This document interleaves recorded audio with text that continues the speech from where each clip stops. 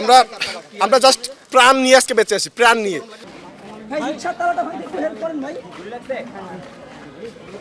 ঠিক কিছুক্ষণ আগেই যে সাউন্ড গ্রেনেড সেটি কিন্তু ঠিক আমার পাশেই বিস্ফোরিত হয় এবং তার পরবর্তীতে তারা যে কাঁদুনে গ্যাস সেটিও কিন্তু নিক্ষেপ করেছেন এবং এখানে ঢাকা বিশ্ববিদ্যালয়ের যে শিক্ষার্থীরা রয়েছেন কি ভয়াবহ পরিস্থিতি রয়েছে আমরা একটু তাদের সাথে কথা বলতে চাই এবং জানতে চাই যে কি পরিস্থিতির সম্মুখীন হয়েছেন তারা।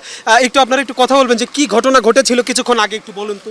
আজকে আমাদের কর্মসূচি অনুযায়ী আজকে আমরা এখানে গায়েবী জানাজার একটা আয়োজন করছিলাম সবাই মিলে। আসলে আমরা যারা ক্যাম্পাসে আসি সবাই মিলে সব সাধারণ শিক্ষার্থী, এখানে অন্য কোনো মানে কোনো দলীয় কোনো বিষয় না, এখানে শুধুমাত্র সাধারণ শিক্ষার্থীদের দ্বারা একটি আমাদের গায়েবী জানাজার একটা অনুষ্ঠান কর্মসূচি পরিচালিত হচ্ছিল। আমাদের গায়েবী জানাজা অনুষ্ঠান কর্মসূচি পরিচালনার পরে আমরা দোয়া করলাম, দোয়া করে আমাদের আজকে কর্মসূচি অনুযায়ী আমাদের গায়েবী জানাজা আমাদের কফিন সহ একটা র্যালির আয়োজন ছিল, কফিন সহ একটা মিছিলের আয়োজন ছিল। কিন্তু সেই মিছিলে আমরা যখন জাস্ট কয়েক মিটার পার করছি তখনই পুলিশ মানে আমরা তাদের সাথে কোনো কনফ্লিকশন নাই, কোনো ধরনের কোনো দ্বন্দ্ব নাই, বাট তারা দুই পাশ থেকে অতর্কিতভাবে আমাদের উপর টিয়ার শেল গ্রেনেড ছুটতে শুরু করে হুট করে। এখানে পুলিশের সাথে আমাদের কোনো দ্বন্দ্বই হয়নি। আচ্ছা, আপনারা এখানে আগুন জ্বালিয়েছেন কেন একটু বলবেন? আমরা জাস্ট প্রাণ নিয়ে আজকে বেঁচে আছি, প্রাণ নিয়ে।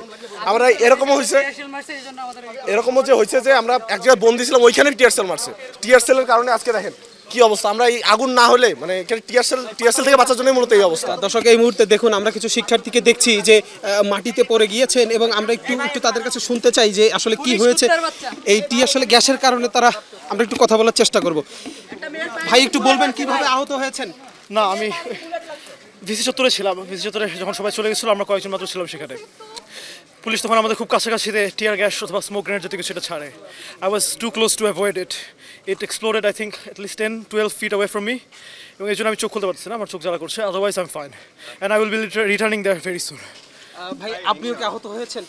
কাঁদুনে গ্যাসে চোখ জ্বলতেছে, এটুকুই জানি। চোখ জ্বলছে। দর্শক, আসলেই এই গ্যাস কিন্তু মারাত্মকভাবে চোখ জ্বলে এবং মুখ, পুরো শরীর যদি এই গ্যাসটি লাগে তাহলে পুরো শরীর জ্বলে, তবে মুখমণ্ডল এবং চোখ কিন্তু আসলে জ্বলছে এবং খোলা যাচ্ছে না। এমনই পরিস্থিতি কিন্তু এই ঢাকা বিশ্ববিদ্যালয় পুরো প্রাঙ্গণ জুড়েই কিন্তু রয়েছে, যেটি কিন্তু আমরা জানানোর চেষ্টা করছিলাম। আমরা ভিসি চত্বর থেকে ঠিক কিছুক্ষণ আগে যখন তারা গায়েবী জানাজার যে মিছিল তাদের সেটি নিয়ে যাওয়ার সময় কিন্তু এই ঘটনা ঘটে এবং পরবর্তীতে পুলিশ যখন টিয়ার শেল নিক্ষেপ করে তখন তারা নির্দিষ্ট দূরত্বে কিন্তু সরে আসে এবং তারা এখন মাস্টারদা সূর্য সেন হলের সামনে এসে কিন্তু অবস্থান নিয়েছে এবং এখানে দেখছেন যে তারা আগুন জ্বালিয়ে সেই আগুনের তাপ নিচ্ছেন যাতে করে এই জ্বলার বিষয়টা কিন্তু কমে। কিছুক্ষণ আগে আমার যে ক্যামেরা পার্সন রয়েছে সেও কিন্তু এই গ্যাসের দ্বারা কিন্তু আহত হয়েছিল এবং তার অবস্থা খুবই এই যে দেখছেন এখন পর্যন্ত এই পরিবেশ কিন্তু ওখানে কভার করেন। একটা মেয়ের পায়ে গুলি লাগছে, আপনারা এখানে কি করতেছেন?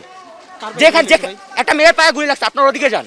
এখানে আপনারা যে বলেন যে আপনার সাধারণ শিক্ষার্থীদের পাশে থাকলে ধাওয়া পাল্টা দেওয়ার কথা কিন্তু এখানে আসবে না।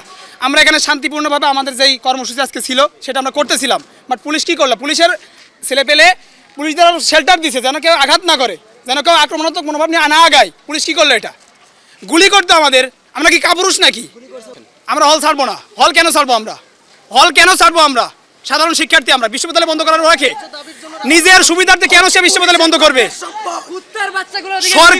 সরকারের বিরুদ্ধে আমরা কেউ না। সরকার সাধারণ শিক্ষার্থীর পাশে দাঁড়াক। সে কিভাবে বলে আমরা রাজাকার? আমরা রাজাকার? আমার দাদা রাজাকার ছিল, আমার বাপ রাজাকার ছিল। দর্শক, আমরা কথা বলার চেষ্টা করছিলাম শিক্ষার্থীদের সাথে। এখন পর্যন্ত এই সর্বশেষ অবস্থা রয়েছে ঢাকা বিশ্ববিদ্যালয়ের যে প্রাঙ্গণ রয়েছে সেই প্রাঙ্গণে। কিছুক্ষণ আগে সর্বশেষ তথ্যটি জানাচ্ছিলাম।